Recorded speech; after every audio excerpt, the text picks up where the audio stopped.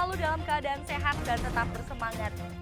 Saatnya Anda menyimak berita Sulawesi Tengah hari ini bersama saya, Angel Risma. Sejumlah berita menarik dan aktual telah kami siapkan untuk Anda. Berikut 3 berita utama hari ini. Pejabat pemerintah Kabupaten Donggala jadi tersangka kasus korupsi teknologi tepat guna. Ratusan kaum duafa mendapatkan bantuan sembako dan pemeriksaan kesehatan gratis.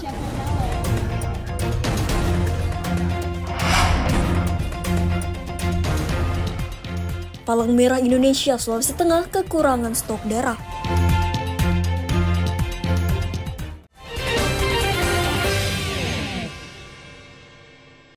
Kejaksaan Negeri Donggala resmi menetapkan asisten 3 pemerintah Kabupaten Donggala, DB Lubis, sebagai tersangka kasus dugaan pengadaan alat teknologi tepat guna tahun anggaran 2019. DB Lubis menjalani status tahanan rumah karena kondisinya sakit. Penetapan tersangka kepada pejabat pemerintah Kabupaten Donggala ini usai pihak Polda Sulawesi Tengah menyerahkan DB Lubis beserta barang bukti yang diduga merugikan negara sebesar 1,8 miliar rupiah kepada Jaksa Penuntut Umum Kejaksaan Negeri Donggala. Kepala Kejaksaan Negeri Donggala, Fahri, mengatakan selain DB Lubis, Polda Sulawesi Tengah sebelumnya juga menetapkan 1 tersangka lainnya, yakni Mardiana selaku pihak penyedia jasa pengadaan alat teknologi tepat guna. Mardiana saat ini statusnya masih dalam tahanan untuk perkara lain. DB Lubis hari ini juga diserahkan.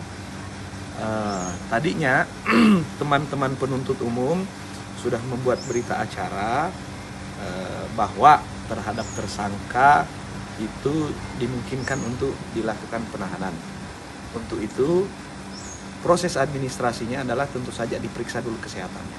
Nah, terhadap yang bersangkutan kita simpulkan, yang bersangkutan kita lakukan penahanan rumah. Konsekuensi dari penahanan rumah adalah yang bersangkutan selama masih statusnya tahanan rumah tentu saja tidak boleh meninggalkan rumah. Jaksa Penuntut Umum Kejari Donggala kini telah membuat berita acara terhadap tersangka DB Lubis untuk dilakukan penahanan. Untuk proses administrasinya, pihak Kejari lebih dulu melakukan pemeriksaan kesehatan terhadap tersangka, menyusul adanya informasi jika tersangka DB Lubis sedang sakit. Syamsuddin Tobone melaporkan dari Donggala. Sebanyak 189 orang terdiri dari kaum duafa, lansia, janda, anak stunting, dan pegawai syara di Kota Palu mendapatkan bantuan zakat, infak, dan sedekah Selasa pagi. Bantuan sembako dan uang tunai tersebut diberikan langsung oleh Badan Amil Zakat Nasional Kota Palu.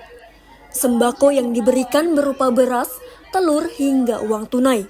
Khusus anak stunting mendapatkan gizi tambahan berupa susu dan vitamin. Sembako dan uang tunai tersebut merupakan hasil pengumpulan zakat dan mal oleh Basnas Kota Palu. Itu hasilnya sekarang ini. Ya, jadi kami kembalikan ke masyarakat dari yang kami kumpul itu. Ya inilah, bukan cuma kali ini, kami sudah setiap saat kami seperti ini. Sasarannya duafa, ya, miskin, stuntingnya termasuk itu. Apalagi janda. Kemudian ada sembako untuk konsumtif, ada juga bantuan produktif bagi mereka ada usaha-usaha kecilnya itu ya, penjual sayur lah, nasi kuning apa kami berikan itu. Kemudian orang sakit ya, berobat lanjut, yang stroke dan lain sebagainya itu seperti ini. Penyaluran zakat, infak, dan sedekah difokuskan kepada warga di Kecamatan Tatanga. Penyaluran zakat terus berlanjut di setiap kecamatan sekota Palu. Selain penyaluran zakat, dirangkai pula dengan pemeriksaan kesehatan gratis dari Rumah Sehat Basnas. Warga mulai anak-anak hingga lanjut usia cukup menunjukkan kartu tanda penduduk bisa mendapatkan pemeriksaan kesehatan gratis. Pemeriksaan yang diberikan meliputi cek gula darah, kolesterol, hingga hipertensi. Bagi lansia maupun penderita sakit juga mendapatkan vitamin gratis. Alhamdulillah, karena seperti orang yang mampu seperti kami kan harus ada uang dulu baru bisa beli. Ini kan secara gratis semua, apalagi pengobatan semua gratis. Warga mengaku bersyukur dan senang bisa mendapatkan bantuan sembako serta pemeriksaan kesehatan secara gratis. Mereka rela mengantri sejak pagi untuk bisa memeriksakan kesehatannya ke petugas medis. Syahrul Cahya melaporkan dari Palu.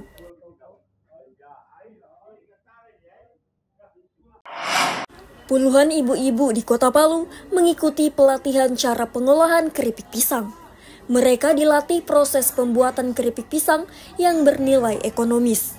Selama ini, wilayah Lembah Palu dikenal sebagai penghasil tanaman pisang, namun belum dikelola maksimal. Peserta pelatihan diajari cara memilih bahan, pengolahan, hingga pengemasan. Pelatihan pengolahan keripik pisang ini sengaja digelar Dharma Wanita Persatuan Kota Palu dengan tujuan meningkatkan keterampilan para ibu rumah tangga. Diharapkan pelatihan ini bisa menjadi dasar para ibu-ibu untuk membuka industri rumahan. Keterampilan khusus sehingga mereka bisa meningkatkan perekonomian dari keluarga masing-masing. Jadi meningkatkan ketahanan ekonomi di keluarga masing-masing. Kebetulan kita masih pemula, insya Allah kita akan berusaha untuk mencari media ke dinas-dinas terkait bagaimana caranya untuk memasarkan produk-produk kita yang sudah dibuat oleh di bidang ekonomi di DWP Kota Palu. Di Kota Palu pisang saya kira juga sudah agak banyak ya pisang, daripada tidak dipergunakan maksimal mungkin, maka kita bikin produk keripik pisang dengan berbagai macam rasa. Dan yang kedua untuk lamale, saya kira lamale itu sudah sangat mudah karena memang lamale itu di sini sangat banyak. Jadi jadi kearifan lokal yang kita pergunakan.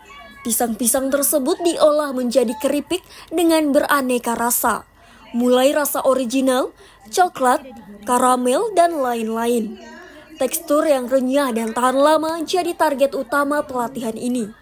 Para peserta yang ikut latihan mengaku senang akhirnya bisa mendapatkan resep dan rahasia pengolahan keripik pisang yang maksimal.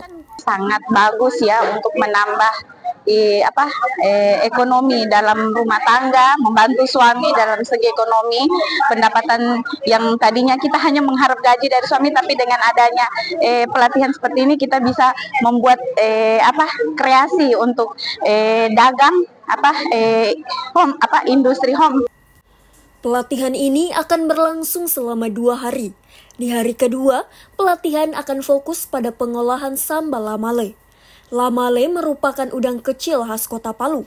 Para peserta diharapkan bisa membuka usaha mandiri setelah mengikuti pelatihan. Syahrul Cahya melaporkan dari Palu.